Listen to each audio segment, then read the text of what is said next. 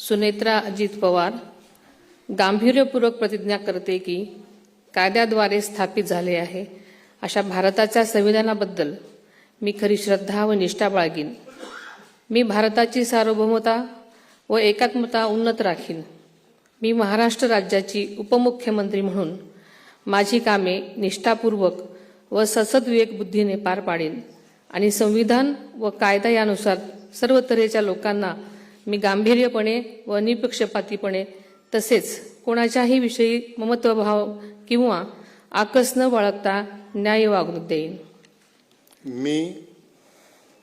मी सुनेत्रा अजित पवार गांभीर्यपूर्वक प्रतिज्ञा करते की महाराष्ट्र राज्याची उपमुख्यमंत्री म्हणून माझ्या विचारार्थ आणली जाईल किंवा मला ज्ञात होईल अशी कोणतीही बाब अशी उपमुख्यमंत्री म्हणून माझी कामे यथायोग्य पार पाडण्यासाठी आवश्यक असेल ते खेरीज करून